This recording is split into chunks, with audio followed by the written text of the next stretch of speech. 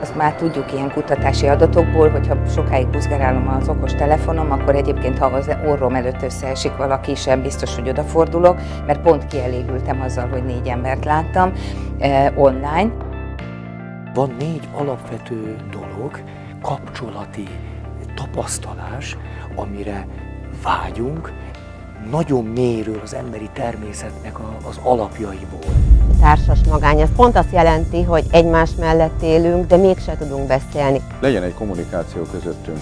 És azt gondolom, mert hiába van kapcsolat, ha nincs benne kommunikáció. A kommunikáció ebben a legfontosabb.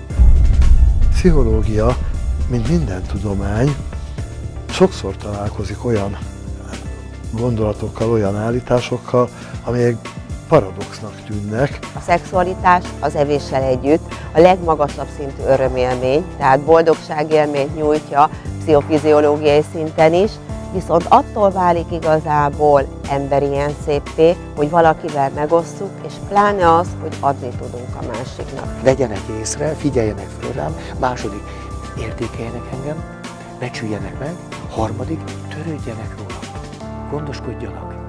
És a negyedik, vegyenek emberszámba, személyszámba. Ez a 4.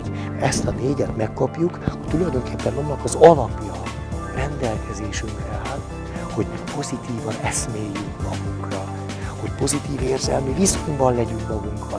Ezért tehát, hogyha egyedül is vagyunk, nem érezzük magunkat magányosnak.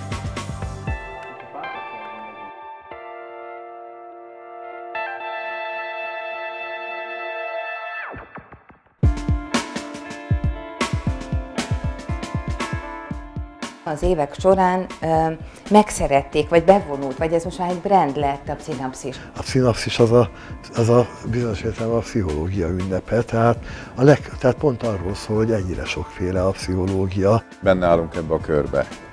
És ugye itt állunk, és ugye egy körnek, ha én belül állok, sose láthatom az egészét. Én mindig csak annyit látok, ugye, amennyi a látóterem, lehet ez mondjuk 120 fok, 140 fok, kinek mennyi, beláthatom a kört, csak hozzá el kell kezdenem forogni, de egyszerre a történetre nem fogok rálátni.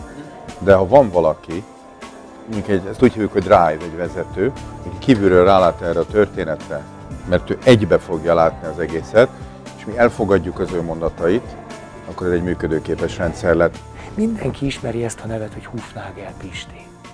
Akkor valaki, mondjuk egy asszony kevergeti otthon a vacsoránál a levest, azon jár az esze, hogy bezzeg a Hufnagel Pistivel másképp lett volna, akkor egyrészt igaza van, mert egész biztos, hogy másképp lett volna, másrészt időszak a veszteségeinél, amit most nem él meg, mert most mégsem a Hufnagel Pistihez ment hozzá, és az elköteleződés hiánya elindíthatja őt egy olyan világba, amiről a kutatások a következőt mondják.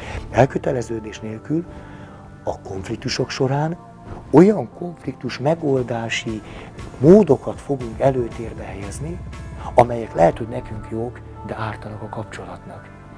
Elköteleződés esetén pedig azokat a konfliktuskezelő stratégiákat vesszük elő, amelyekben pontosan tudjuk, hogy ez jó lesz a kapcsolatnak is, nem csak nekem. Kérjük kedves utasainkat, hogy szíveskedjenek elhagyni a vonatot, és erre figyelmeztessék utastársaikat is. Viszontlátásra!